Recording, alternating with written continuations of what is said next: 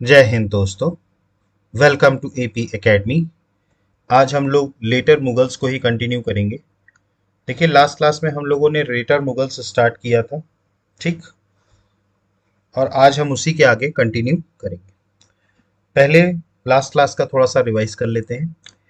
देखिए, letter Mughals जो हमने शुरू किया था, मैंने आपको बताया था कि मॉडर्न हिस्ट्री की जो शुरुआत होती है वो होती है औरंगजेब की डेथ से। ठीक है। अब मैंने कल आपको बताया था औरंगजेब की डेथ हुई थी 1707 में, 1707 में। और जब औरंगजेब की डेथ हुई तो उस टाइम पर उसके तीन बेटे मुअज्जम, कामबख्श और आजम, ये तीन बेटों के बीच में वॉर ऑफ सक्सेशन हुआ था, जिसमें मुअज्जम ने सबसे पहले जजाऊ के युद्ध में, ठीक है, किसको हराया था? आजम को हराया 1707 में। और उसके बाद फिर इन्होंने बीजापुर के, मुअज्जम ने ही बीजापुर के युद्ध में कामबख्श को हरा करके और फिर मुगलिया सल्तनत की गद्दी पर बैठा। किस नाम से? बहादुर शाह प्रथम। बहादुर शाह फर्स्ट के नाम से गद्दी पर बैठा।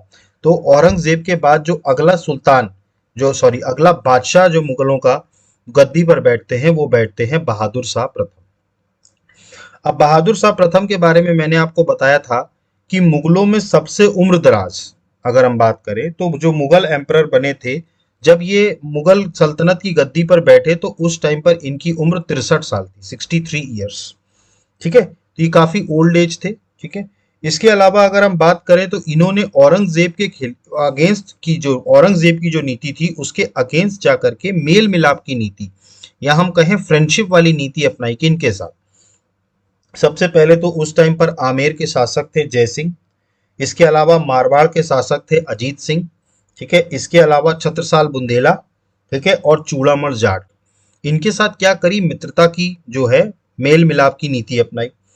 इसके अलावा बात करें तो उस टाइम पर जो 10th सिख गुरु थे, गुरु गोविंद सिंह, ठीक है, उनको 5,000 का मनसब इन्होंने दिया। ठीक है। और जो मराठाओं के उस टाइम पर इनके यहाँ क्या, देखिए मराठाओं में मैंने आपको बताया था कि जो शिवाजी थे इनके दो बेटे थे, एक थे संभाजी और दूसरे थे राजाराम। औरंगजेब ने क्या किया था, इनके पहले बेटे जो संभाजी थे उनकी मृत्यु कर दी थी, मतलब उनकी हत्या कर दी थी। और उनके बेटे थे एक साहू जी, ठीक है, उनको बंदी बना लिया था। ठीक। तो औरंगजेब ने जो इनके शिवाजी के पोते थे साहू जी, उनको बंदी बना लिया। ठीक। अब जब ये बहादुर शाह प्रथम जब मुगल बादशाह बने, ठीक है, तो इन्होंने क्या किया, साहू जी को छोड़ दिया। ठीक। अब जब साहू जी को इन्होंने छोड़ा तो साहू जी जो हैं वो अपने मराठा राज्य वापस गए। ठीक। वहां पर इनका जो शासक कर रहे थे वो राजा राम की पत्नी, देखिए मैंने आपको बताया था शिवाजी के दो बेटे थे, संभाजी और राजा राम। ठीक। तो राजा राम की डेथ जल्दी हो गई थी। उसके बाद फिर उनकी पत्नी जो थी ताराबाई, ठीक है, वो अपने बेटे शिवाजी, ठीक है, शिवाजी सेकंड के लिए, ठीक है, शिवाजी सेकंड के लिए वो वहां पर उत्तराधिकार का युद्ध लड़। तो जब साहू जी वहां पहुंचे तो उन्होंने ताराबाई से कहा कि ये राज्य हमारा है, आप हमें दे दीजिए।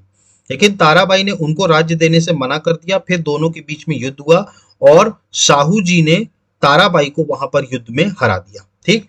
इसमें साहू जी का साथ देने वाले थे बालाजी विश्वनाथ, ठीक है, जो एक तरीके से कहा जाए तो जो मुख्य पेशवा हुआ करते थे मराठाओं में, सबसे पहले पेशवा थे बालाजी विश्वनाथ। ठीक। तो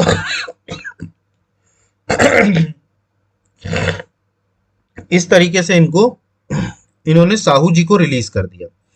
इसके बाद बात करें तो बहादुर शाह प्रथम ने, इनको शाहे बेखबर के नाम से भी जाना जाता था। अब इनको शाहे बेखबर क्यों बोला जाता था? क्योंकि इनके जो प्रशासनिक काम थे उसमें कोई रुचि नहीं थी। ठीक है, मतलब उनको कोई मतलब ही नहीं रहता था राज्य कैसे चलेगा, प्रशासन कैसे चलेगा, इसीलिए इनका नाम रखा गया था शाहे बेखबर। एक, अब इन्हीं के टाइम पर जो 10वें सिख गुरु थे गुरु गोविंद सिंह जी, उनकी डेथ हो जाती है। अब गुरु गोविंद सिंह की जब डेथ हो जाती है तो गुरुशिप खत्म हो गई। ठीक है। अब इन्हीं गुरु गोविंद सिंह जी के एक बड़े प्रमुख इनके डिसाइपल थे जिनका नाम था बंदा बहादुर। ठीक है। तो बंदा बहादुर क्या करते हैं, वो मुगलों के खिलाफ विद्रोह कर देते हैं। तो अब जो सिखों की तरफ से विद्रोह करेंगे वो कौन करेंगे? बंदा बहादुर। और जब साहू जी युद्ध जीत लेते हैं मराठाओं का और वो मराठा के सम्राट बन जाते हैं, वो भी दक्षिण से क्या करेंगे, धीरे धीरे विरोध करना शुरू कर देंगे। ठीक है।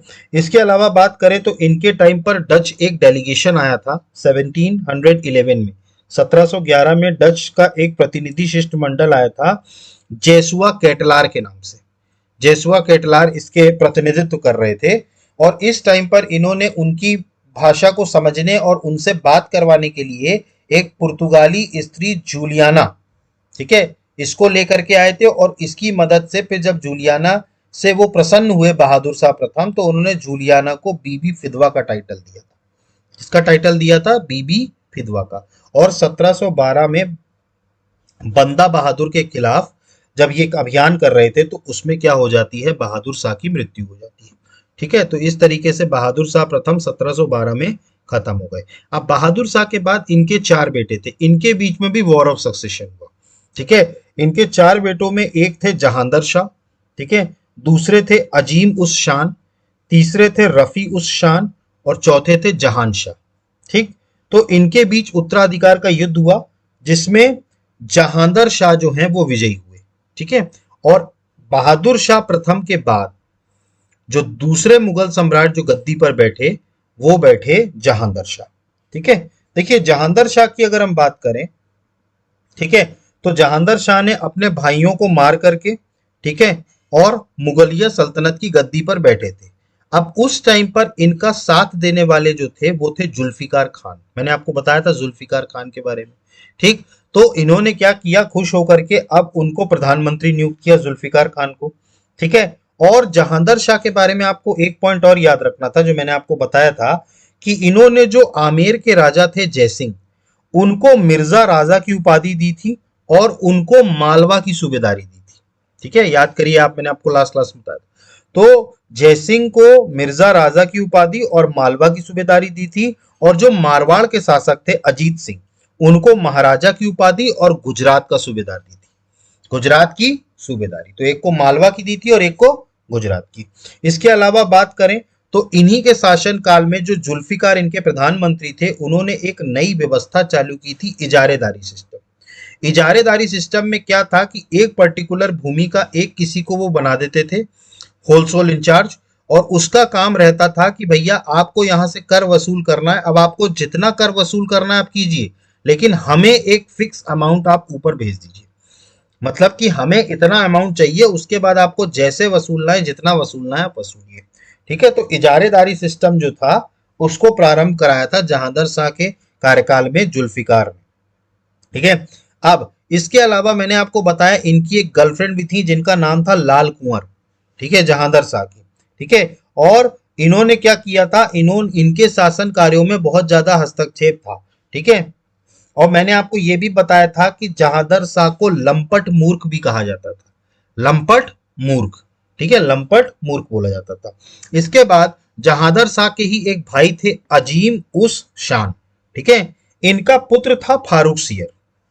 ठीक है, वो क्या करता है, वो जहांदर शाह के खिलाफ युद्ध कर देता है और जहांदर शाह को पराजित करके उनको मार देता है। ठीक है, तो इस तरीके से जहांदर शाह भी क्या हो गए, खत्म हो गए। अब मुगलिया सल्तनत की गद्दी पर कौन बैठेगा, जहांदर शाह के भाई अजीम उस शान का बेटा फारूक सियर।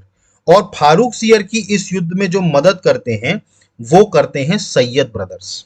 ठीक है, सैयद ब्रदर्स मतलब अब्दुल्ला खान और हुसैन अली खान, ये 2 भाई थे जिनको सैयद ब्रदर्स कहा जाता था, और इन दोनों ने इस युद्ध में फारूक सियर की मदद करी थी, जिससे कि फारूक सियर ने जहांदर शाह को पराजित किया और खुद मुगलिया सल्तनत की गद्दी पर बैठ गया। ठीक, अब सैयद ब्रदर्स के बारे में एक चीज याद रखिएगा, इनको किंग मेकर्स कहा जाता था। ठीक है, इनको किंग मेकर्स कहा जाता था क्योंकि इन्होंने कई सारे मुगल बादशाह बनाए थे। ठीक है, कई सारे मुगल बादशाह इन्होंने बनाए थे। इसके अलावा जहांदर शाह के शासन के काल के बारे में कहा जाता था कि इनके शासन काल में उल्लू बाज के घोंसले में रहता था तथा कोयले का स्थान कौओं ने ले लिया था। कोयलों का जो स्थान था, कोयल का स्थान, वो कौए ने ले लिया था। ये जहांदर शाह। ठीक है, अब जहांदर शाह के बाद कौन आते हैं, फारूक सियर। ठीक है, अब फारूक सियर को चूंकि इन्होंने इनकी मदद करी थी सैयद ब्रदर्स ने, ठीक है, तो उसका अब जाहिर सी बात है जब ये मुगल बादशाह बने तो उसका उपहार उनको वो देंगे।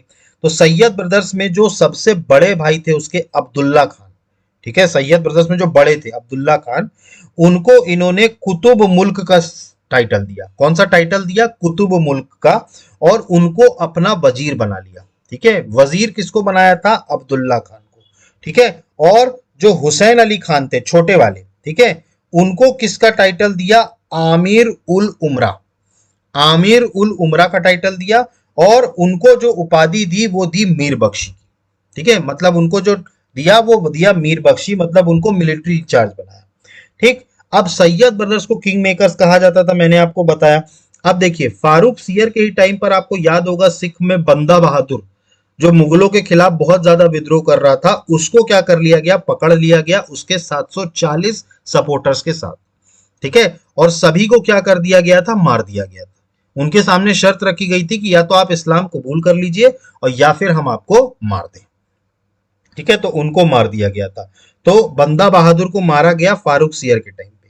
ठीक है, अब 1717 में मैंने आपको बताया था, कलकत्ता से सर जॉन सरमन, ठीक है, अपना एक दूत मंडल लेकर के इनके दरबार में आए थे फारूक सियर के।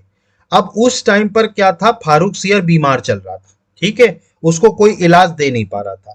तो इन्हीं के दूत मंडल में एक डॉक्टर थे, सर्जन, जिनका नाम था हैमिल्टन। ठीक है, हैमिल्टन नाम के एक सर्जन थे, जिन्होंने फारूक सियर को ठीक कर दिया था। तो जब उन्होंने फारूक सियर को ठीक किया, जाहिर सी बात है कोई मरने वाला हो अगर उसको कोई ठीक कर दे तो जाहिर सी बात है कि वो बहुत ज्यादा खुश हो जाएगा उससे। ठीक है, तो खुश होकर के 1717 में इन्होंने एक रॉयल फरमान जारी किया फारूक सियर ने, और यही रॉयल फरमान आगे चल के अंग्रेजों का गुलाम बनाएगा सबको। ठीक है, तो फारूक सियर ने यह फरमान जारी कर दिया कि आपको बंगाल में, ठीक है, बंगाल में आपको पूरा ट्रेड करने की इजाजत है, कि आप पूरे बंगाल में ट्रेड करिए विदाउट पेइंग एनी टैक्स। आपको कोई टैक्स नहीं देना। ठीक है, मतलब बिना टैक्स के, ठीक है, आप जितना चाहें उतना व्यापार कर सकते हैं। ठीक है, बदले में आपको हमको सालाना सिर्फ और सिर्फ 3,000 रुपए देने हैं। सोचो, 3,000 रुपए सालाना में, ठीक है, मान करके इनको क्या कर दिया गया था? इनको पूरे टैक्स की छूट दे दी गई अंग्रेजों को। और यही आगे चल के क्या होगा? अंग्रेजों के लिए लाइमलाइट साबित होगा और भारतीयों के लिए पूरी तरीके से अंग्रेजों का गुलाम बनने की पृष्ठभूमि तैयार कर दी। ठीक, तो 1717 में यह काम हुआ। और इसके अलावा फारूक सियर ने यह भी फरमान जारी किया कि आप अपनी सिक्के भी चला सकते हैं। मतलब अंग्रेजों को अपने ही देश में उसने कह दिया कि वो अपने देश के सिक्के चला सकते हैं। क्लियर? 1717 में। अब इसके बाद 1719 आता है, 1719। इसमें फारूक सियर ने क्या किया था? सैयद ब्रदर्स से, क्योंकि सैयद ब्रदर्स क्या थे? बहुत पावरफुल हो गए थे, सारा शासन प्रशासन वही संभाल रहे थे। ठीक है, और वो क्या हो रहे थे? धीरे धीरे मजबूत हो रहे थे। तो क्या हुआ? सैयद ब्रदर्स के खिलाफ इसने षड्यंत्र रचा फारूक सियर ने, कि भैया सैयद ब्रदर्स को हमें खत्म करना है। अब ये बात सैयद ब्रदर्स को पता चल गई कि भाई मुगल बादशाह हमें खत्म करना चाहता है। तो सैयद ब्रदर्स ने क्या किया? मराठा में उस टाइम पर पेशवा थे बालाजी विश्वनाथ। ठीक है, उन्होंने क्या किया? उनके साथ संधि कर ली, मराठाओं के साथ, कि हम आपको पूरे दक्षिण के चौथ का अधिकार दे देंगे। पूरे दक्षिण का, आप पूरे दक्षिण में कहीं पर भी आप चौथ वसूल कर सकते हैं, बशर्ते आपको मुगल बादशाह के खिलाफ हमारी मदद करनी होगी। ये सैयद ब्रदर्स ने मराठों को कहा। ठीक है, अब मराठे इस बात के लिए मान गए और बालाजी विश्वनाथ ने 15,000 मराठों की सेना जो है वो सैयद ब्रदर्स की मदद करने के लिए भेजी। और इस तरीके से मराठों की मदद से सैयद ब्रदर्स ने क्या किया? 1719 में फारूक सियर को मार दिया। ठीक है, तो इस तरीके से फारूक सियर जो हैं वो पूरी तरीके से क्या हो गए? खत्म हो गए। और फारूक सियर पहले मुगल बादशाह बने, ठीक है, जिनको अपने ही आमीरों ने मारा था। ये सबसे पहले मुगल बादशाह बने। ठीक, अब जब फारूक सियर खत्म हो गए, अब मुगलिया गद्दी पर कौन बैठेगा? तो सैयद ब्रदर्स खुद नहीं बैठे, इन्होंने जहांदर शाह के एक और भाई थे, रफी उस शान, मैंने आपको बताया था रफी उस शान। ठीक है, तो रफी उस शान के ही एक बेटे थे, इनके वैसे दो बेटे थे, दोनों मुगल एम्परर बनेंगे, अभी देखिएगा। तो इनका एक बेटा जो था जिसका नाम था रफी उद दरजात। ठीक है, तो रफी उद दरजात को जो है इसके बाद मुगलिया गद्दी पर बिठाया गया। किसके द्वारा? सैयद ब्रदर्स के द्वारा। इसीलिए इनको किंग मेकर्स कहा जाता था। क्योंकि इन्होंने ही रफीउद्दर्जात को कुर्सी पर बिठाया। ठीक है, अब इनके समय में आपको रफीउद्दर्जात में एक चीज याद रखनी है, रफीउद्दर्जात एक लौते मुगल ऐसे शासक हैं जिनका कार्यकाल सबसे छोटा था। ठीक, मैंने आपको बताया था औरंगजेब का कार्यकाल सबसे बड़ा था, ठीक है, टेन्योर, और रफीउद्दर्जात जो थे इनका कार्यकाल जो था वो सबसे छोटा था। ठीक, कल हम लोगों ने यहां तक पढ़ा था। ठीक है, अब हम इसके आगे आज कंटिन्यू करते हैं। ठीक, अब जैसा कि मैंने आपको बताया रफीउद्दर्जात का टेन्योर बहुत छोटा था, कुछ ही महीनों में बीमारी के कारण इनकी मृत्यु हो गई। अब इसके बाद अब अगला मुगल बादशाह कौन बनेगा, तो इस टाइम पर जो मैंने आपको बताया था कि उनके भाई के बारे में, जहांदर शाह के भाई के बारे में, क्या नाम था, रफी उस शान। ठीक है, तो रफी उस शान का ही एक और बेटा था जिसका नाम था रफी उद दौला। ठीक है, तो अब जो अगला शासक मुगल गद्दी पर बैठेगा वो बैठेगा रफी उद दौला। ठीक है, ये था रफी उद दौला। ठीक है, ये अगला शासक बना मुगल एम्परर। ठीक है, रफी उद दर्जात के बाद। ठीक है, इसको आपको सिर्फ इसलिए इसमें सिर्फ आपको एक से दो पॉइंट याद रखना है। एक तो इसको शाहजहां द्वितीय कहा जाता था। देखिए, शाहजहां प्रथम आपको पता है, ठीक है, जो जहांगीर के बेटे थे शाहजहां, इनको बोला जाता है शाहजहां द्वितीय, शाहजहां सेकंड, बस आपको इतना याद रखना है। तो रफीउद्दौला को क्या कहा जाता है, शाहजहां द्वितीय की उपाधि धारण करी थी। ठीक है, तो मतलब आपसे ये पूछा जा सकता है क्वेश्चन कि शाहजहां सेकंड मुगल बादशाह, कौन से मुगल बादशाह को शाहजहां सेकंड कहा जाता था, तो वो थे रफी उद दौला। ठीक है, रफी उद दौला। हालांकि ये भी ज्यादा टाइम तक नहीं टिक पाए, इनको भी क्या हो गया था, बीमारी हो गई थी, जिसके कारण इनकी भी क्या हो गई, मृत्यु हो गई। ठीक है, अब इसके बाद, ठीक है, जो अगले मुगल बादशाह बनेंगे वो याद करिए जहांदर शाह के एक चौथे भाई भी थे। ठीक है, जिनका नाम था जहान शाह। ठीक है, तो अब जहान शाह का बेटा जो है वो अब गद्दी पर बैठेगा, जिसका नाम है मोहम्मद शाह। एक तो रफीउद्दौला के बारे में मैंने आपको बताया, he assume the title of Shahjahan Sani या सेकंड शाहजहां, इनको सेकंड जो है शाहजहां बोला जाता था। ठीक है, and he was died due to dysentery, dysentery का मतलब होता है पेचिस, पेचिस की बीमारी हो गई थी जिसके कारण रफीउद्दौला की डेथ हो गई थी। अब रफीउद्दौला के बाद अगले जो बादशाह बनते हैं वो बनते हैं मोहम्मद शाह। ठीक है, इनका टेन्योर था 1719 से लेकर के 1748 तक। ठीक है, मोहम्मद शाह के बारे में आपको ये याद रखना है, इनके समय में मुगल का सबसे ज्यादा पतन हुआ है, ये याद रखिएगा। मोहम्मद शाह के ही टाइम पर सर्वाधिक पतन, ठीक है, मतलब सर्वाधिक मुगल एम्पायर का डिस्टोरेशन जो हुआ वो मोहम्मद शाह के टाइम पे हुआ। इनका टेन्योर था 1719 से लेकर के 1748 तक। ठीक है, क्लियर। अब इनका जो मूल नाम था, ठीक है, मोहम्मद शाह जो था, इनका जो मूल नाम था वो था रोशन अख्तर, ये याद रखिएगा। इनका जो ओरिजिनल नाम था वो था रोशन अख्तर। ठीक है, तो रोशन अख्तर इनका ओरिजिनल नाम था। इसके अलावा मोहम्मद शाह का जो कार्यकाल था, ठीक है, इसमें सबसे ज्यादा मुगल एम्परर का डेटोरेशन हुआ, मतलब मुगल एम्पायर का सर्वाधिक पतन इनके ही समय में हुआ। ठीक है, अब मोहम्मद शाह जो थे, ठीक है, ये भी सैयद ब्रदर्स के निशाने में थे। ठीक है, अब चूंकि मोहम्मद शाह ये जानते थे कि भैया ये सैयद बंधु जो हैं, सैयद ब्रदर्स, ये बड़े खतरनाक हैं। ठीक है, इन्होंने देखिए उसको मार दिया, क्या कहते हैं अपना, क्या कहते हैं, फारूक सियर को मार दिया। ठीक है, उसके बाद फिर इन्होंने रफीउद दर्जात को भी मारा था। ठीक है, रफीउद दर्जात को भी इन्होंने ही मारा था, और फिर रफीउद दौला तो वो तो बीमारी से मर गए। तो इनका इतिहास था सैयद ब्रदर्स का कि ये एक तो अपनी चलाते थे, दूसरा ये कभी भी मुगल बादशाह को मार सकते थे। तो मोहम्मद शाह को इस बात का डर था कि ये सैयद ब्रदर्स जो हैं, ठीक है, कौन, सैयद ब्रदर्स, ठीक है, तो इनको क्या है, इनको कुछ भी करके खत्म करना होगा। ठीक है, तो सैयद ब्रदर्स को खत्म करने वाले कौन थे, मोहम्मद शाह। ठीक है, अब इसमें मोहम्मद शाह की जिसने मदद करी थी, ठीक है, मोहम्मद शाह की जिसने मदद करी थी वो थे चिंचलिस खान, चिंचलिस खान, ये नाम याद रखिएगा। ठीक, चिंचलिस खान। तो चिंचलिस खान जो थे, इन्होंने मोहम्मद शाह की मदद करी थी सैयद ब्रदर्स को मारने में, ठीक है। और मोहम्मद शाह ने चिंचलिस खान की मदद से सैयद ब्रदर्स को मार दिया था, ठीक है। तो सैयद ब्रदर्स इस तरीके से अब्दुल्ला खान और हुसैन अली खान, ये दोनों भाई क्या हो गए, खत्म हो गए। सबसे पहले हुसैन अली खान को मारा गया, ठीक है। और हुसैन अली खान को मारने के बाद फिर किसको मार दिया गया, अब्दुल्ला खान को। और इस तरीके से क्या हुआ, जो है इस तरीके से मोहम्मद शाह को उनसे आजादी मिल गई, सैयद ब्रदर्स से।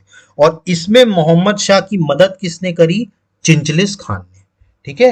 ये चिंचलिस खान मैं आपको बताऊंगा आगे क्या है, ठीक है। तो चिंचलिस खान जो थे, ठीक है, इनको फिर बाद में क्या किया गया, ठीक है। इनको बाद में चूंकि चूंकि चिंचलिस खान ने इनको आजाद कराया था मोहम्मद शाह को, तो चिंचलिस खान को क्या बनाया गया, वजीर बनाया गया, ठीक है। अपना वजीर बनाया, एक तरीके से प्रधानमंत्री बनाया मोहम्मद शाह ने, किसको, चिंचलिस खान को। लेकिन चिंचलिस खान इनके काम करने के तरीके से सहमत नहीं थे, ठीक है। क्योंकि ये जो मोहम्मद शाह थे ना, ये थोड़ा रंगीला मिजाज का व्यक्ति था, इसीलिए इसको मोहम्मद शाह रंगीला कहा जाता था। मतलब कि ये मतलब नाच गाना देखना और भूख प्यास पसंद करना, मतलब दारू वगैरह खूब पीना, नाच देखना, रंगीले मतलब कुछ भी मतलब करने लगना, तो इस तरीके का व्यवहार था। मतलब ये लग्जरी वाला व्यक्ति था मोहम्मद शाह, इसीलिए इसको मोहम्मद शाह रंगीला कहा जाता था, ठीक है। इसको रंगीला बादशाह बोला गया, ठीक है। अब चिंचलिस खान उनके इन सब हरकतों से बड़े परेशान हो गए थे, ठीक है। और चिंचलिस खान क्या हुआ, 1722 में 1722 में इन्होंने मुगलिया सल्तनत छोड़ी और ये साउथ चले गए, दक्षिण में, ठीक है। और दक्षिण में इन्होंने हैदराबाद हैदराबाद इंडिपेंडेंट स्टेट की स्थापना कर दी, हैदराबाद राज्य। और इन्होंने किसका टाइटल लिया, निजाम उल मुल्क। ये वही है निजाम उल मुल्क हैदराबाद वाले, ठीक है, चिंचलेस खान। तो चिंचलेस खान जो थे, ये 1722 में इनसे फेडअप होकर के नीचे आ गए साउथ में, और इन्होंने एक स्वतंत्र राज हैदराबाद की स्थापना कर the under the title of Nizam ul मुल्क, ठीक है। तो हैदराबाद की स्थापना किसने करी है, चिंचलिस खान ने, निजाम उल मुल्क के टाइटल के साथ, ठीक, 1722 में, ठीक है, 1722 में।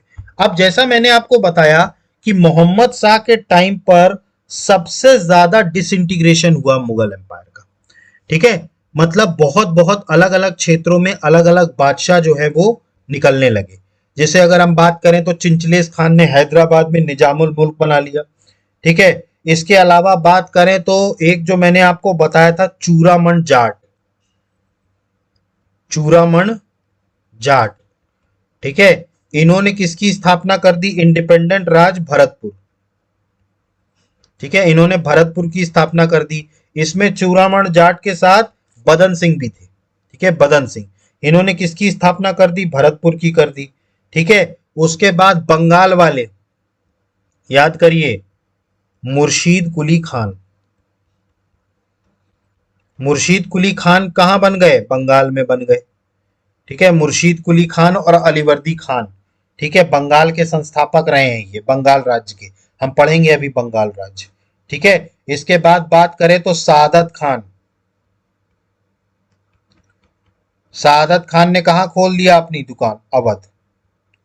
तो ये सब क्या हो गए, इंडिपेंडेंट राजा बन गए, ठीक है। ये सब क्या हो गए, इंडिपेंडेंट, इन्होंने अपने आप को स्वतंत्र कर लिया, ठीक है। और ये किसके टाइम पर किया गया, मोहम्मद शाह के टाइम पे, ठीक है। क्योंकि ये जान गए थे कि मुगल बादशाह कमजोर हो रहा है। पहले ये क्या थे, ये सब मुगलों के गवर्नर हुआ करते थे। जैसे आप मुर्शीद कुली खान को ले लें, सादत खान को ले लें, ये क्या हुआ करते थे, ये मुगलों के ही गवर्नर हुआ करते थे उस क्षेत्र में। अब जैसे ही इनको लग गया कि अब मुगल बादशाह जो है वो उतना मजबूत नहीं है, तो इन्होंने क्या कर दिया, अपने अपने क्षेत्रों में अपने अपने आप को स्वतंत्र कर लिया, ठीक है। तो बंगाल स्वतंत्र हो गया, अवध स्वतंत्र हो गया, ठीक है। इसके अलावा फिर अब आप बात करेंगे तो फिर और भी जगहों पर स्वतंत्रता मिली, सबने अपना अपना राज्य बना लिया, क्लियर। बंगाल है, अवध है, ठीक है। मराठा पहले से अलग थे, सिख पहले से अलग थे, जाट इनको वैसे ही परेशान कर रहे थे। तो इस तरीके से क्या हो गया, मुगल एम्पायर धीरे धीरे क्या होने लगा, डिसइंटीग्रेट होने लगा। तो ये जो चिंचलिस खान थे, निजामुल मुल्क के नाम से हैदराबाद बनाया, चूरामण जाट ने भरतपुर, मुर्शीद कुली खान बंगाल और सादत खान अवध, ये सारे क्या हो गए, सेपरेट हुए इन्हीं के टाइम पे, मोहम्मद शाह रंगीला के टाइम पे। ठीक है, अब ये सारा डिसइंटीग्रेशन तो हो ही रहा था, लेकिन जो फाइनल ब्लो मिला मुगलिया सल्तनत को, वो मिला 1739 में। 1739, देखिए 1739, 1739 में पर्शिया का एक रूलर था। ठीक है, पर्शिया का एक रूलर था। ठीक है, पर्शिया का एक रूलर था जिसका नाम था नादिर शाह। ठीक है, 1739 में फारस यानी पर्शिया का रूलर था नादिर शाह। ठीक है, और नादिर शाह ने क्या किया, दिल्ली पर आक्रमण किया। ठीक है, दिल्ली पर आक्रमण किया था 1739 में नादिर शाह ने। ठीक है, इसको ईरान का नेपोलियन भी कहते हैं, नेपोलियन ऑफ ईरान, इसको ईरान का नेपोलियन भी कहा जाता था, नादिर शाह।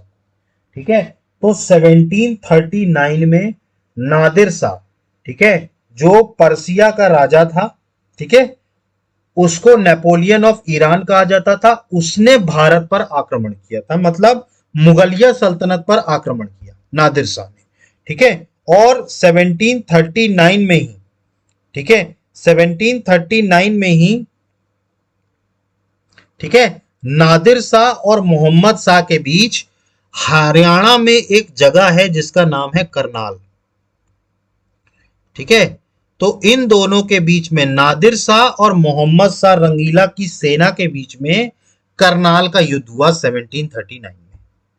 ठीक है, अराउंड फरवरी में है। ठीक है, फरवरी 1739 में करनाल में युद्ध हुआ, किसके किसके बीच, नादिर शाह और मोहम्मद शाह रंगीला। और इस युद्ध में कौन विजयी हुआ, नादिर शाह।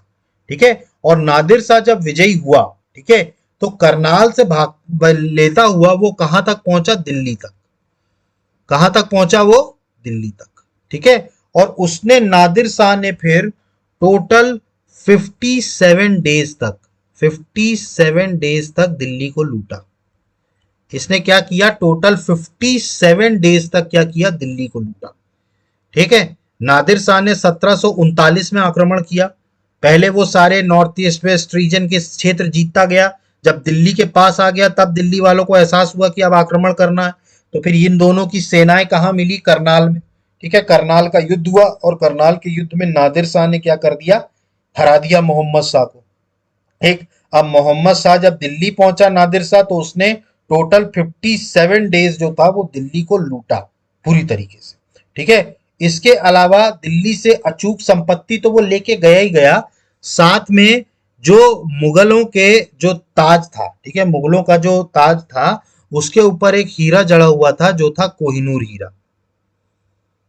ठीक है, देखिए यही कोहिनूर हीरा क्या हुआ, ये यहां से लेके चला गया नादिर शाह। ठीक है, तो नादिर शाह एक तो कोहिनूर हीरा लेके गया। ठीक है, इसके अलावा इनका एक मयूर सिंहासन था जिसको बोलते थे पीकॉक थ्रोन, पीकॉक थ्रोन, ये लेके गया। तो ये दोनों चीजें लेकर के गया, एक तो कोहिनूर का हीरा ले गया नादिर शाह अपने साथ, और इसके अलावा मयूर सिंहासन था, पीकॉक थ्रोन। ठीक है, जिस पर मुगल बादशाह बैठा करते थे। ठीक है, देखिए या ये जो पीकॉक थ्रोन था ना, ये शाहजहां ने बनवाया था। शाहजहां ने अपने टाइम पर ये जो मयूर सिंहासन था ये बनवाया था। तो शाहजहां के बाद से लगातार जितने भी मुगल शासक थे, वो सभी के सभी कौन से सिंहासन पर बैठते थे, मयूर सिंहासन पर। ठीक है, और नादिर शाह 1739 में इसको लेके चला गया। तो इस तरीके से मोहम्मद शाह जो थे, ये आखिरी मुगल शासक थे जो मयूर सिंहासन पर बैठे थे। जाहिर सी बात है, नादिर शाह लेके चला गया मयूर सिंहासन, अब तो सिंहासन बचा नहीं। तो मोहम्मद शाह रंगीला आखिरी मुगल शासक थे जो मयूर सिंहासन पर बैठे थे। मयूर सिंहासन लेके कौन आया था, बनवाया किसने था, शाहजहां ने। ठीक है, शाहजहां जो बैठा करते थे वो मयूर सिंहासन पर बैठते थे। ठीक है, और मयूर सिंहासन को लेकर के कौन चला गया? नादिर शाह। ठीक है, तो इस तरीके से 1739 में देखिए मोहम्मद शाह के टाइम पर राज्य का डिसइंटीग्रेशन तो हो ही रहा था, लेकिन नादिर शाह की लूट के बाद से मुगल एम्पायर पूरी तरीके से डिस्ट्रॉय हो गया, कुछ नहीं बचा इनके पास, सब कुछ लूट के ले गए थे। क्लियर? सब कुछ क्या हो गया था? लूट के ले गए थे।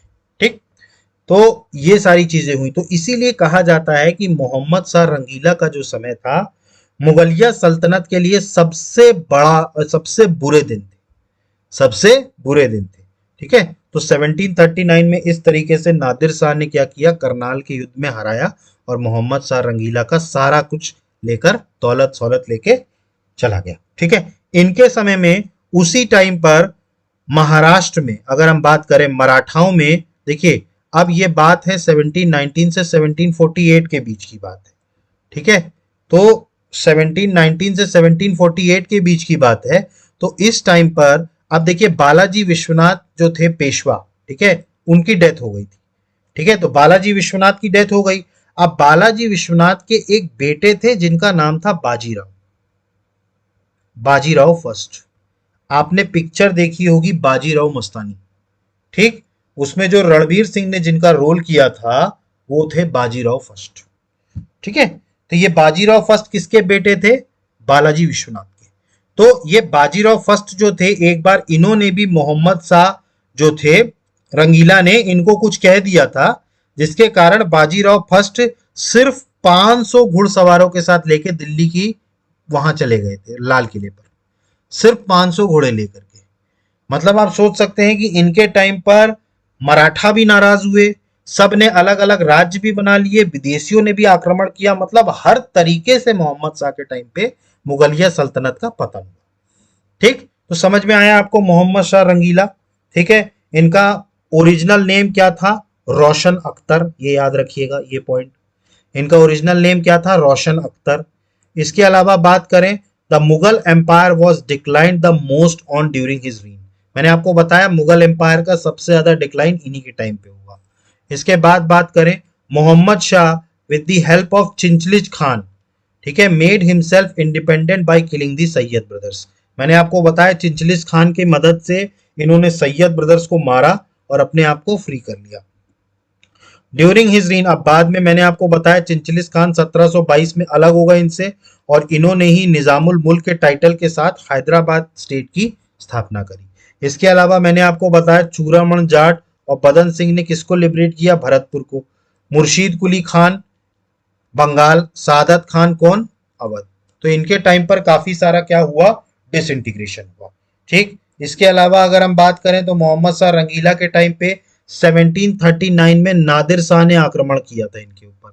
ये एक पर्शियन रूलर था, इसको नेपोलियन ऑफ ईरान कहा जाता था, और इसने जब भारत को लूटा, ठीक है, याद करिएगा, याद रखिएगा, मोहम्मद शाह रंगीला और नादिर शाह के बीच में कल्याण का युद्ध हुआ था, करनाल का, सॉरी, ठीक है, करनाल का युद्ध हुआ था 1739 में।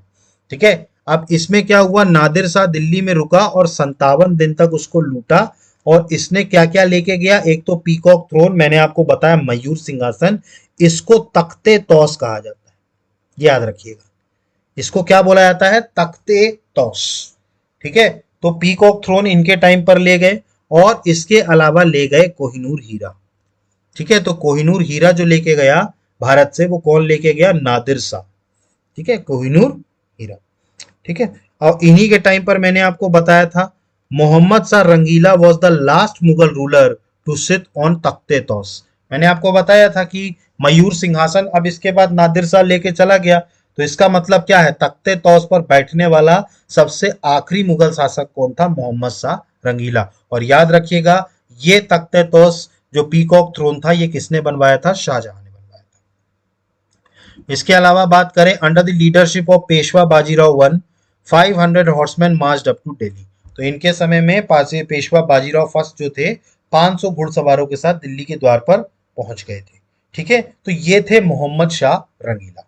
ठीक है, अब मोहम्मद शाह रंगीला की जो डेथ होती है वो 1748 में हो जाती है, और मोहम्मद शाह रंगीला के बाद अगले जो मुगल बादशाह बनेंगे वो बनेंगे अहमद शाह। ठीक है। अहमद शाह का जो कार्यकाल था वो था 1748 से लेकर के 54 तक। ठीक है। अब अहमद शाह की अगर हम बात करें तो इनके शासनकाल के टाइम पर देखिए, मैंने आपको बताया था ये पर्शियन रूलर थे नादिर शाह। ठीक है। इसी नादिर शाह का एक रिश्तेदार हुआ करता था जिसका नाम था अहमद शाह अब्दाली।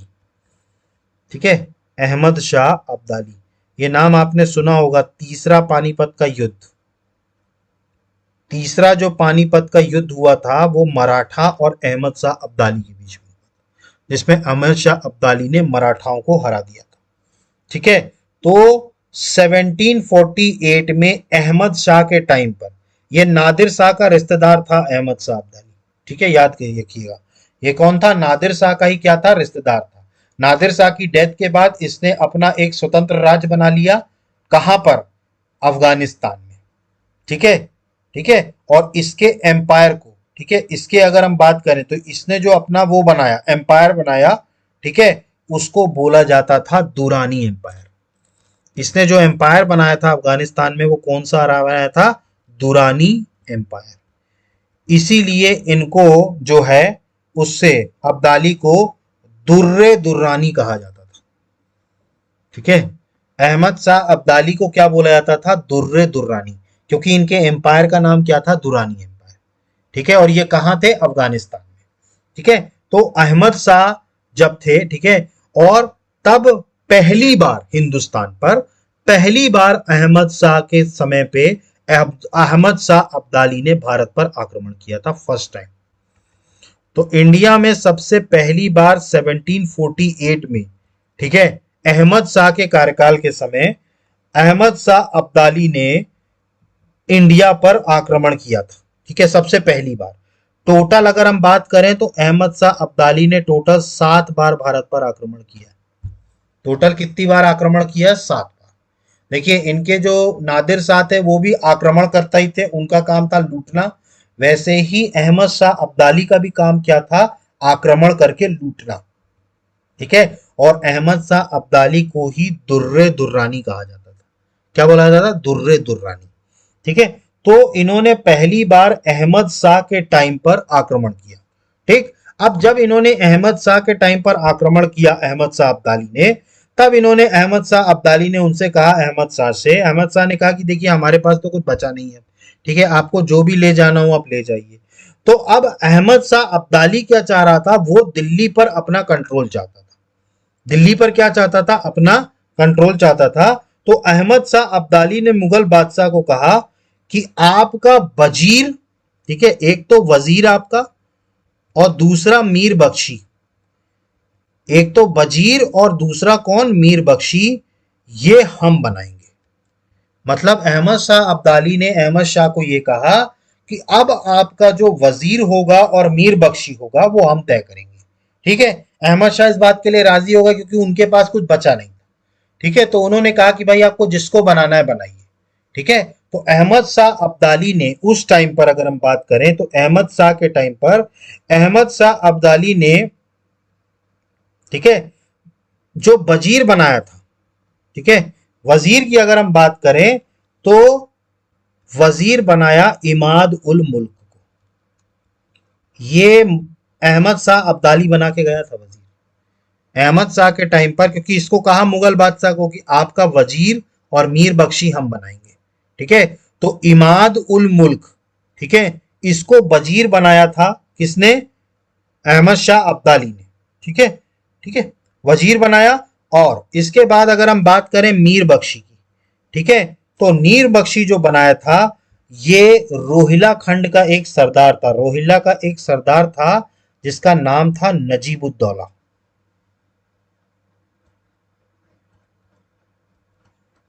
नजीबुद्दौला।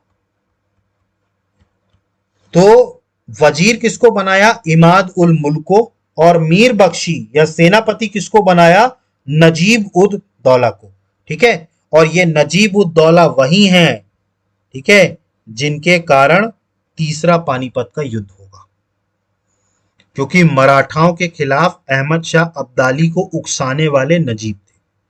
ठीक है। आपने अगर पिक्चर देखी हो, ठीक है, कौन सी? आपकी जो पानीपत का युद्ध के ऊपर पिक्चर आई थी, ठीक है, एक पिक्चर बनी है पानीपत के युद्ध के ऊपर, अहमद शाह अब्दाली और मराठाओं के बीच में। ठीक है, पानीपत। ठीक, तो पानीपत के युद्ध में आप देखेंगे ये नजीबी था, नजीबुद्दौला, जिसके कारण ये युद्ध हुआ था, तीसरा पानीपत का युद्ध। ठीक है, क्योंकि इसने अहमद शाह अब्दाली को उकसाया था कि आइए और आप मराठाओं का सफाया करिए। ठीक है, और इसी के कहने पे, नजीब के कहने पर अहमद शाह अब्दाली अफगानिस्तान से कहाँ आया, भारत आया। ठीक, तो अहमद शाह के टाइम पर समझ में आया आपको क्या क्या हुआ। ठीक है, इसके बाद में इसी अहमद शाह को इनका वजीर इमादुल मुल्क ये क्या कर देगा, मार देगा। अहमद शाह को क्या कर देगा, मार देगा। ठीक है, तो समझ में आया आपको। ठीक, तो अहमद शाह के बारे में आपको याद रखना है, इनके शासनकाल में अहमद शाह अब्दाली ने भारत पर आक्रमण किया। ठीक, इसके बाद बात करें, अहमद शाह अब्दाली ने इंडिया पर टोटल 7 बार आक्रमण किया। 1748 से लेके 1767 तक में 7 बार आक्रमण किया, और अब्दाली को ही दुर्रे दुर्रानी कहा जाता था, the pearl of an era. ठीक है, the pearl of the era, इसका मतलब युग का मोती, दुर्रे दुर्रानी। ठीक है, तो दुर्रे दुर्रानी कहा गया अब्दाली को। इसके अलावा मैंने आपको बताया अहमद शाह अब्दाली ने मुगल बादशाह के सामने शर्त रखी कि भाई साहब आपका जो वजीर है और मीर बख्शी है वो हम बनाएंगे। वो तैयार हो गए, तो फिर अहमद शाह अब्दाली ने इमाद उल मुल्क को मुगल सल्तनत का वजीर बनाया, और मीर बख्शी की जो पोस्ट थी वो किसको दी, रोहिला सरदार नजीबुद्दौला। ठीक है, तो नजीबुद्दौला को क्या बनाया, रोहिला मीर बख्शी बनाया। ठीक है, बाद में इमादुल मुल्क ने क्या किया, अहमद शाह को मार दिया। ठीक है, पहले अहमद शाह को अंधा किया इमादुल मुल्क ने, और उसके बाद फिर उसको जेल में डाल के और फिर मरवा दिया था। और इसने किसको गद्दी पर बिठा दिया, आलमगीर सेकंड को। ठीक है, तो अब इसके बाद अहमद शाह के बाद जो अगले मुगल बादशाह बनेंगे वो बनेंगे आलमगीर सेकंड।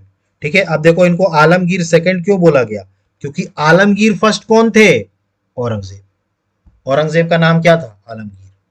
ठीक है, तो आलमगीर फर्स्ट कौन थे, औरंगजेब, और आलमगीर सेकंड इसके बाद गद्दी पर बैठे 1754 से लेकर के 58 एडी तक। इनके शासनकाल में आपको सिर्फ एक पॉइंट याद रखना है, प्लासी का युद्ध, बैटल ऑफ प्लासी जो हुआ था वो इनके समय में हुआ था। तो आपको ये याद रखना है, बैटल ऑफ प्लासी कब हुआ था, 1857 में, सॉरी 1757 में। ठीक है, और उस टाइम पर मुगल बादशाह कौन थे, आलमगीर सेकंड। तो आपको याद रखना है प्लासी का युद्ध हुआ था, उस टाइम पर मुगल बादशाह कौन थे, आलमगीर सेकंड। और आप जानते हैं प्लासी का युद्ध किसके किसके बीच में हुआ था, बंगाल के नवाब सिराजुद्दौला और अंग्रेजों के बीच, जिसमें अंग्रेजों ने बड़ी आसानी से बंगाल के नवाब सिराजुद्दौला को पराजित कर दिया। ठीक है, और अंग्रेजों की ये पहली बड़ी जीत थी भारत में। प्लासी का जो युद्ध था वो इनकी पहली बड़ी जीत थी। ठीक है, तो सिराजुद्दौला और किसके किसके बीच में हुआ था, अंग्रेजों के बीच में।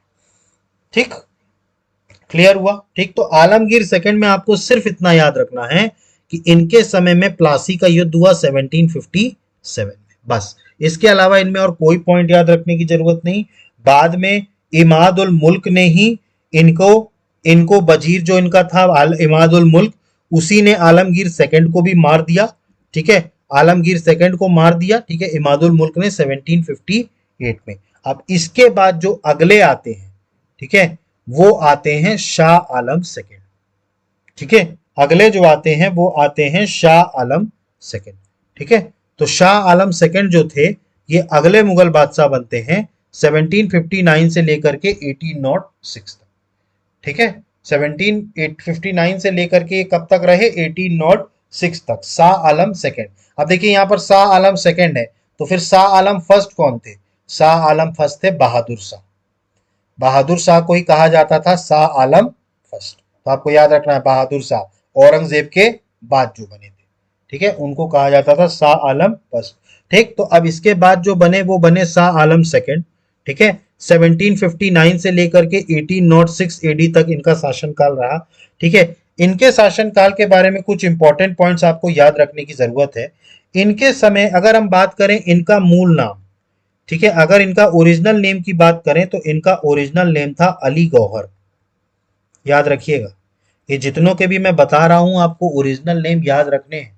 जैसे अगर हम पूछे रोशन अख्तर किसका नाम था, रोशन अख्तर किसका था, मोहम्मद शाह रंगीला।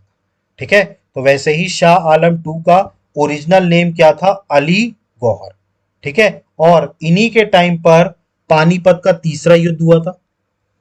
मैंने आपको बताया था थर्ड बैटल ऑफ पानीपत किसके किसके बीच, अहमद शाह अब्दाली और मराठाओं के बीच। तो थर्ड बैटल ऑफ पानीपत हुआ था कब, 1761 में। उस टाइम पर मुगल बादशाह कौन थे, शाह आलम सेकंड।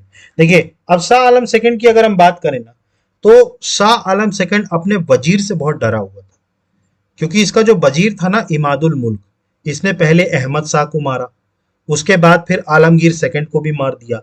तो शाह आलम टू को ये लगा कि भैया अब मैं गद्दी पर बैठ गया हूं, ये मुझे भी मार देगा। ठीक है, तो उस कारण से शाह आलम टू ने क्या किया, उस टाइम पर दिल्ली छोड़ दी थी। मतलब ये अपना जो इनकी कैपिटल थी, ठीक है, मतलब आप सोच लीजिए कि मुगल बादशाहों के क्या दिन आ गए कि अपनी राजधानी छोड़ करके ये व्यक्ति भाग गया। ठीक है, और ये भाग के गया कहां, ये भाग के गया अवध।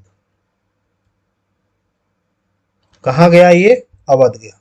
ठीक है, और अवध में इस टाइम पर शुजाउद्दौला, ठीक है, शुजाउद्दौला जो थे वो इस टाइम पर अवध के नवाब थे।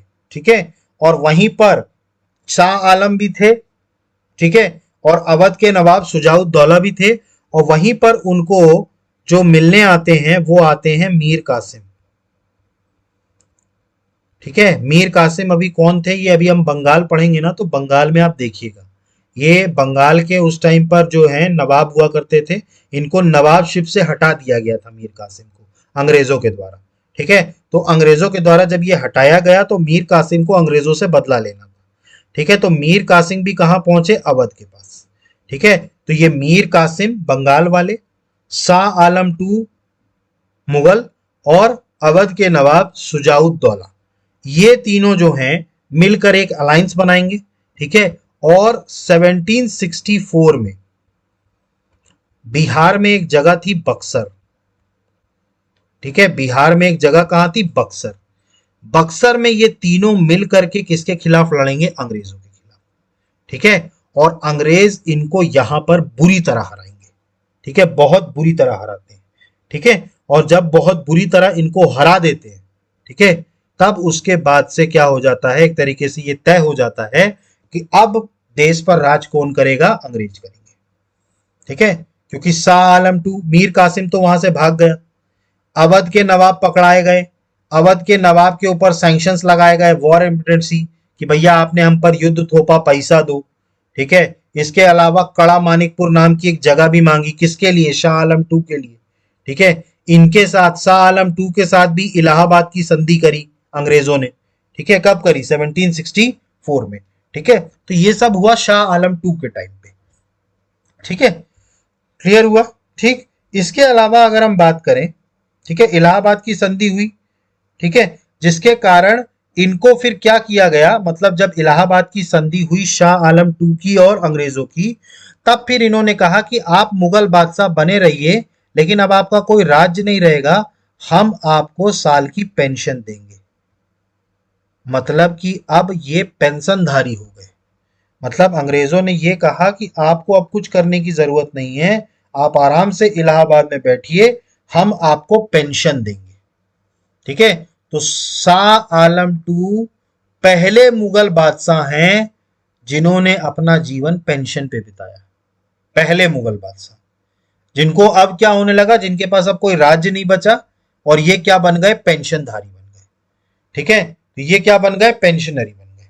ठीक है, लेकिन अगर हम बात करें 17, तो इनको कहां रखा गया, इलाहाबाद में। इनको कहां रखा गया, इलाहाबाद में। ठीक है, 1765 से। ठीक है, लेकिन फिर 1772 में, ठीक है, मराठा सरदार एक थे जिनका नाम था महादजी सिंधिया। महादजी सिंधिया, सिंधिया वंश के संस्थापक हैं ये।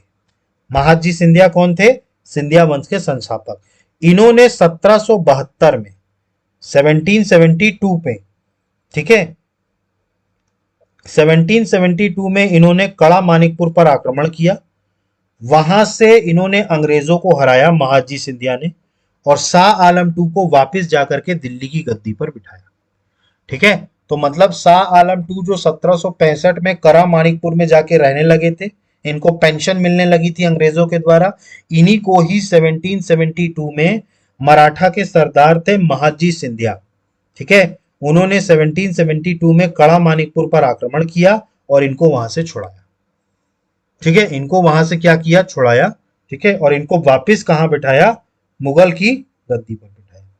ठीक है, और इसके बाद ये 1806 तक जीवित रहेंगे। 1806 में फिर इनकी डेथ हो जाती है और इनका बेटा अकबर सेकेंड इसके बाद मुगल बादशाह बनता है। ठीक, तो शाह आलम टू की अगर हम बात करें तो इनका ओरिजिनल नेम था अली गौहर।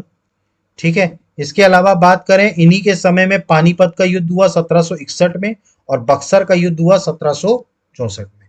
इसके अलावा बात करें, after being defeated in the battle of Buxar according to the treaty of Allahabad in 1675 he had to retire for many years. मतलब इनको पेंशन दे करके वो छोड़ दिया गया। ठीक है, और वहां बिठा दिया गया।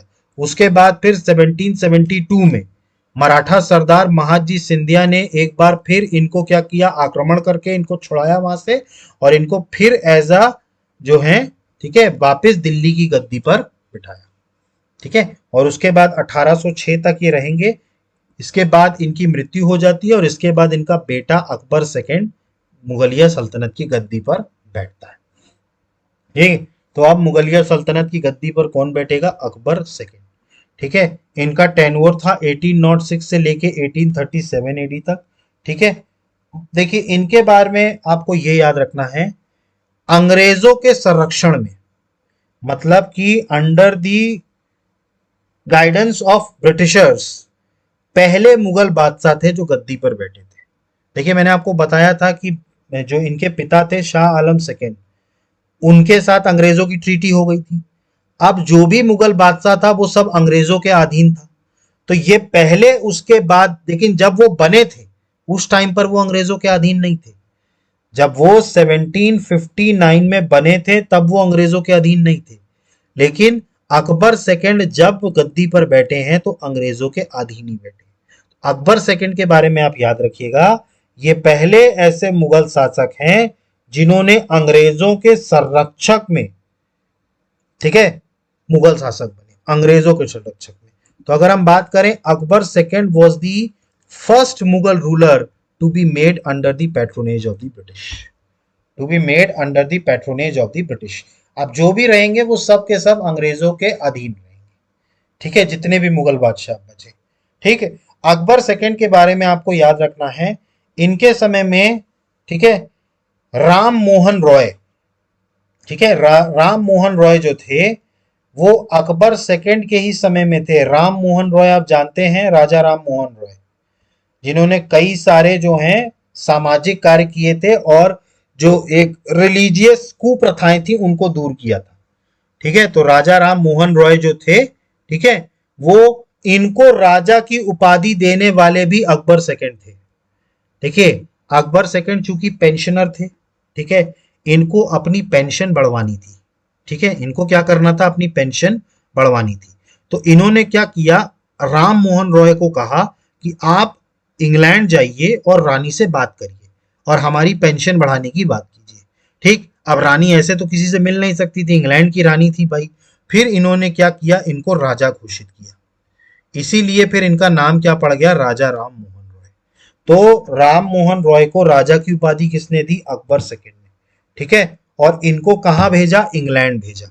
ठीक है, he gave Ram Mohan Roy the title of Raja and sent him to England to increase his pension. ठीक है, तो अपनी पेंशन बढ़ाने के लिए इनको कहां भेजा, इंग्लैंड भेजा। और वहीं पर इंग्लैंड में ब्रिस्टल नामक जगह पे राजा राम मोहन रॉय की मृत्यु हो जाती है। राजा राम मोहन रॉय की क्या हो जाती है, ठीक है, मृत्यु हो जाती है। ठीक है, तो ब्रिस्टल नाम की जगह थी इंग्लैंड में, ब्रिस्टल, ठीक है, जहां पर राजा राम मोहन रॉय की क्या हो जाती है, डेथ हो जाती है। ठीक है, और अकबर सेकंड के बारे में आपको ये याद रखना है, ये वही मुगल बादशाह हैं जिनके समय पर अब मुगलों के सिक्के चलना बंद हो गए थे। मतलब the circulation of Mughal coins stopped during his reign. ठीक, मतलब इनके समय तक आते आते अंग्रेजों का पूरा कब्जा हो गया था और अंग्रेज अपनी करेंसी चला रहे थे, उन्होंने मुगल करेंसी बंद। तो मुगलिया सिक्के चलने बंद किसके टाइम पे हुए? अकबर सेकंड के टाइम। ठीक है, इन्होंने ही राजा का टाइटल दिया राम मोहन रॉय को, उनको इंग्लैंड भेजा पेंशन बढ़ाने के लिए। पेंशन तो बढ़ी नहीं, वहीं पर राजा राम मोहन रॉय की क्या हो गई थी? डेथ हो गई थी। क्लियर? और ये पहले मुगल रूलर रहे हैं जिन्होंने अंग्रेजों के, अगर हम बात करें, पैट्रोनेज में मुगल रूलर बने। और जो आखिरी मुगल बादशाह थे अब, वो थे बहादुर शाह सेकेंड। ये आखिरी मुगल बादशाह थे। इनको बहादुर शाह जफर भी कहा जाता था। इनको जफर इसलिए बोला जाता था क्योंकि इनकी जो शायरी हुआ करती थी, ये शायर थे। ठीक है, बहादुर शाह सेकंड जो थे, ये शायर थे। तो इनकी जो शायरी लिखी जाती थी वो जफर उपनाम से लिखी जाती थी, इसीलिए इनका नाम बहादुर शाह जफर था। ठीक है, बहादुर शाह द्वितीय। ठीक है, यही वो बहादुर शाह द्वितीय हैं जिनके टाइम पर 1857 का रिवोल्ट हुआ। ठीक, बहादुर शाह जफर जो थे, ठीक है, इनको एम्परर घोषित किया गया भारत का। लेकिन जब रिवोल्ट खत्म हुआ दिल्ली में, ये कहां पकड़ाए गए थे? हुमायूं के मकबरे के अंदर छिपे थे। ठीक है, ये कहां छिपे थे? हुमायूं के मकबरे के अंदर छिपे थे। वहां से अंग्रेजों ने इनको पकड़ा, इनको जेल में भेजा, और जेल में फिर आते आते 1861 में, ठीक है, रंगून नाम की जगह थी जहां पर इनकी क्या हो जाती है? जेल में मृत्यु हो जाती है। और इस तरीके से पूरा मुगल एम्पायर खत्म हो जाता है। ठीक, तो बहादुर शाह सेकंड जो थे, ये एक जफर, ये आखिरी मुगल शासक थे। सबसे पहला पॉइंट तो, this was the last Mughal emperor, he used to write poetry under the pen name Zafar. इनके जो उपनाम था, जो पेन नाम था, इसका नाम था जफर, इसीलिए इनका नाम क्या पड़ गया था? जफर। ठीक है, इनके समय में अगर हम बात करें तो इनके एक उर्दू के बड़े फेमस कवि थे इनके समय में, जिनका नाम था गालिब। ठीक, नाम सुना होगा आपने। ठीक है, तो इनके समय में क्या थे? गालिब नाम के एक बहुत ही मशहूर प्रसिद्ध उर्दू के शायर थे। ठीक है, इसके बाद मैंने आपको बताया 1862 में, 1857 में इनको बंदी बना लिया जाता है, रंगून भेज दिया जाता है। और 1862 में, आई एम सॉरी 1861 बता दिया था मैंने, 1862 में रंगून में ही क्या हो जाती है? इनकी डेथ हो जाती है। British imprisonment and sent him to Rangoon where he died in 1862। ठीक है, ठीक, इस तरीके से क्या होता है? Although the Mughal emperor was legally established on 1 November 1858 was abolished by the declaration of queen Victoria. देखिए, मैंने आपको बताया था गवर्नमेंट ऑफ इंडिया एक्ट 1858। देखिए, 1857 के रिवॉल्ट के बाद कंपनी शासन खत्म कर दिया गया था, अंग्रेज अब डायरेक्ट रूल करने लगे थे। तो उसी डिक्लेरेशन को, क्वीन विक्टोरिया के डिक्लेरेशन में ही, मुगल एम्पायर को अब पूरी तरीके से अबॉलिश कर दिया गया था 1858 में। ठीक है, इसीलिए मैंने आपको बताया कि मुगल एम्पायर जो चला वो 1858 तक चला, ऑफिशियली उसको अब खत्म। क्लियर है? ठीक, तो इस तरीके से जो ग्रेट मुगल एम्पायर था वो पूरी तरीके से क्या हो गया? अब खत्म हो गया। ठीक, तो आज हमने पूरा लेटर मुगल्स पढ़ लिए। ठीक है, ठीक, अब इसके बाद हम इसमें एक और टॉपिक पढ़ेंगे, ठीक है, जो नेक्स्ट क्लास में हम पढ़ेंगे, वो था इतने बड़े मुगल एम्पायर के डिक्लाइन का कारण क्या था। भाई, इतना बड़ा मुगल एम्पायर, ठीक, ये ऐसे कैसे डिक्लाइन हो गया? मतलब इतना मजबूत जो हुआ करता था, वो इतना कैसे बिखर गया और अंततः खत्म हो गया? ये हम नेक्स्ट क्लास में डिस्कस करेंगे। आई होप कि आपको सारी चीजें समझ में आ गई होंगी। इसके बाद भी अगर आपको डाउट उठ रहा है तो प्लीज कमेंट बॉक्स में मेंशन कीजिए। और जैसा मैंने आपको बताया, हमारे चैनल पर ही लिंक है इंस्टाग्राम और फेसबुक की। ठीक है, आप उसको भी फॉलो करिए, वहां पर भी मैं डेली एक पोस्ट डाल रहा हूँ। ठीक है, तो उससे भी आपको काफी बेनिफिट मिलेगा। तो गाइज, आज क्लास को हम यहीं स्टॉप करते हैं, नेक्स्ट क्लास में फिर हम कंटिन्यू करेंगे। So guys, thank you, have a good day, जय हिंद, नमस्कार।